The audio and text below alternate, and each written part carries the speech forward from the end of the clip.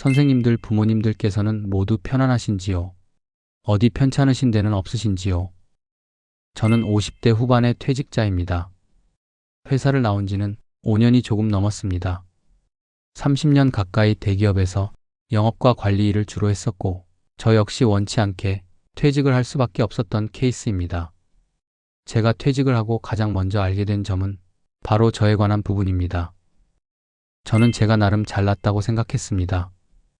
회사에서 승진도 빠른 편이었고, 하는 일마다 성과도 많이 냈고, 인정도 많이 받았지요. 늘 저에 대한 자부심과 자신감으로 살았건만, 막상 나와보니 그런 저를 인정해주는 사람이 별로 없더군요.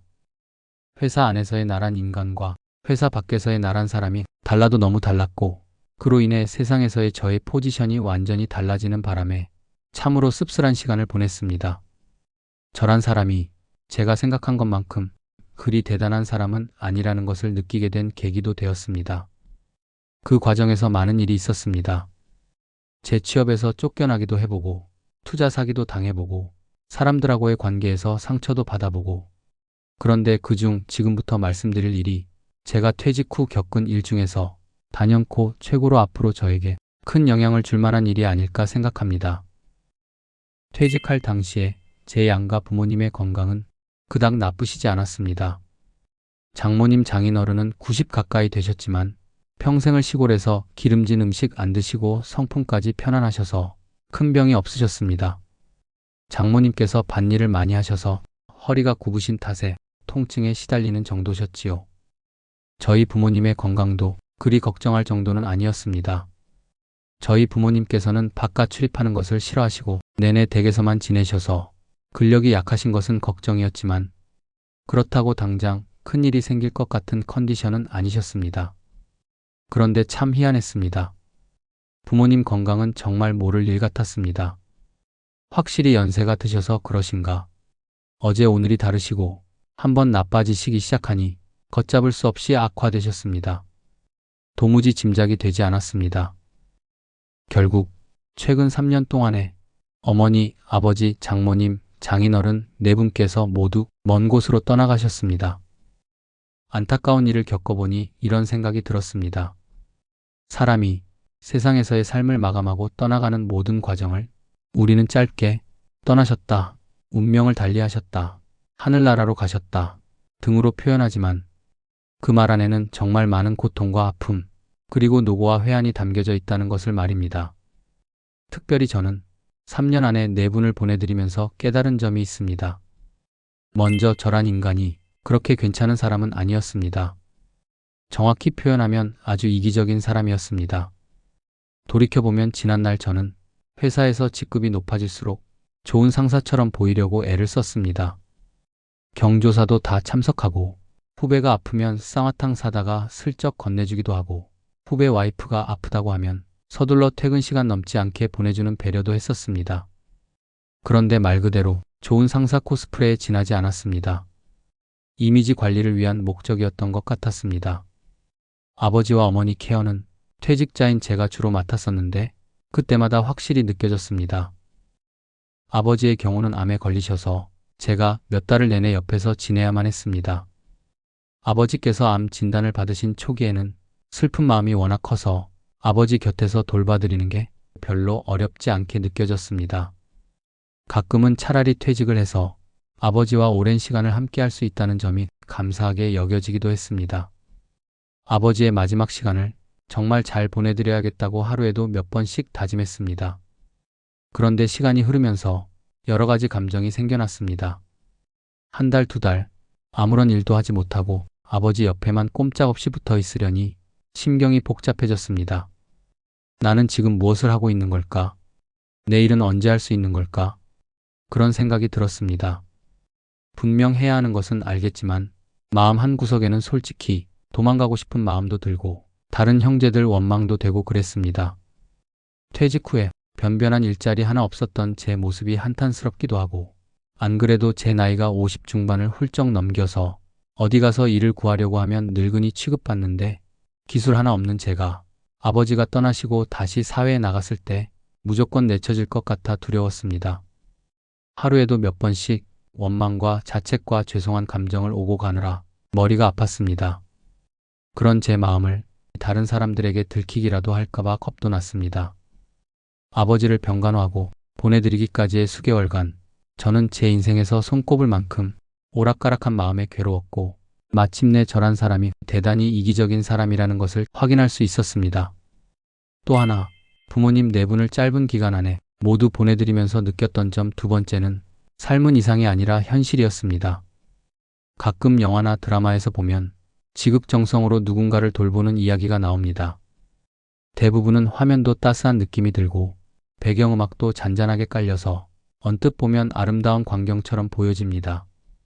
보고 있는 저 자신도 뭉클해지기도 하고 삶이란 이래서 아름다운 거구나를 느끼기도 했습니다. 하지만 막상 해보면 간병은 현실 중에서도 지극히 현실이었습니다. 화면에서 보는 것처럼 마냥 깨끗하기만 하고 아름답기만 하지는 않았습니다. 매일이 거의 전쟁이었습니다. 가장 참기 힘든 것이 잠을 못 자는 거였습니다. 소음의 불빛에 거의 1시간에 한 번꼴로 자다가도 깨는데 이게 보통 일이 아니었습니다. 간호사가 들어와 혈압을 체크하고 요양보호사가 들어와 기저귀를 갈아주시고 옆 침대에 계신 분이 아프시다고 호출을 하시고 그것만 해도 하룻밤 사이에 4~5번 정도가 됩니다.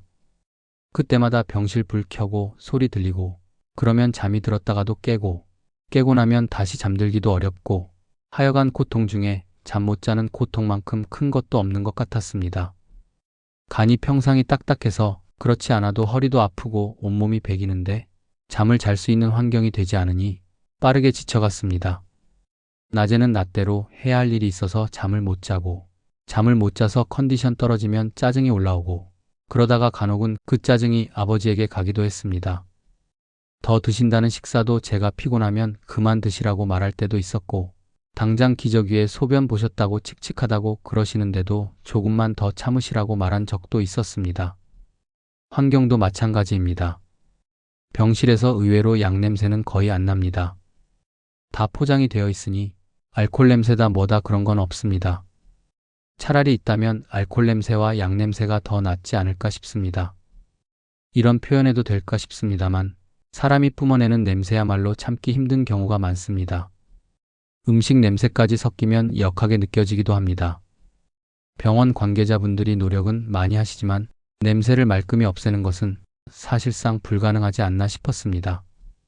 실제로 간병하는 과정에서 일어나는 많은 일들이 한편의 감동 드라마처럼 아름답게 미화되기에는 멀어도 너무 멀었습니다. 마지막으로 제가 양가 부모님을 보내드리며 깨달은 점은 저도 얼마 남지 않았다는 겁니다. 요즘 우리나라 평균 수명이 83세라고 합니다. 정확히는 남자가 80세, 여자가 86세입니다. 그런데 건강 수명은 또 다릅니다.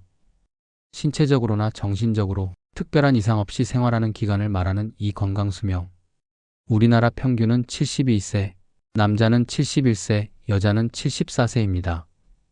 즉 평균적으로 남자는 70세까지 건강하게 살다가 아프기 시작해서 80세의 운명을 달리한다는 이야기가 됩니다. 그런데 저는 수명 이야기가 나올 때마다 솔직히 이게 무슨 의미가 있나 싶습니다. 말 그대로 평균이라는 건데 내가 평균에 들어가지 못하면 아무 의미가 없는 게 아닐까 싶습니다. 제가 아버지 간병하며 호스피스 병원에서 생활하는데 50대, 60대에 계신 분들도 상당히 많았습니다. 간혹은 10대, 20대도 있었고 하여간 아픈 거에는 나이가 따로 없었습니다. 그걸 보면서 본능적으로 나도 멀지 않았다는 생각이 들었습니다. 부모님 두 분 모두 암으로 돌아가셨고 이미 직장 선배들 중에는 암으로 유명을 달리하신 분이 계시고 지난 직장 생활도 정말 치열하게만 해와서 제 몸이나 정신이 많이 병들어 있기도 하고 게다가 앞으로의 생활도 편하게 살 수 있는 상황만은 아니고 그렇다고 건강관리를 잘하는 스타일도 아니고 하여간 종합적으로 따져봤을 때 저에게는 너무 많은 핸디캡이 있었습니다. 그렇다면 결론이 분명해집니다. 앞으로 10년이다. 내가 그나마 내 스스로 활동할 수 있는 기간은 앞으로 10년이다. 그래서 저는 요즘 생각이 많아졌습니다. 어떻게 살아야 할까에 대해서 말입니다. 솔직하게 아직은 잘 모르겠습니다. 하지만 분명한 것은 있습니다. 무엇이 중한디? 내 영혼을 갈아 넣으면서까지 연연해야 할 것은 이 세상에 아무것도 없는 것 같습니다. 여기에서 출발하려고 합니다. 그게 무엇이 될지는 더 고민해 봐야겠지만 괜히 의미도 없는 것들에 연연하거나 집착해서 나를 갉아먹는 일은 만들지 않아야겠다는 생각만큼은 분명해졌습니다. 그래서 당분간은 퇴직 후 했던 수많은 노력과 시도들을 잠시 멈추어 보려 합니다. 중장년 교육센터에 강좌를 신청하는 일도, 이력서를 내는 일도, 자격증을 따기 위해 정보를 찾는 것도 다 안 하려고 합니다. 그러는 가운데 답을 찾았으면 하는 바람입니다. 선생님들께서도 부디 건강 잘 챙기시길 바랍니다.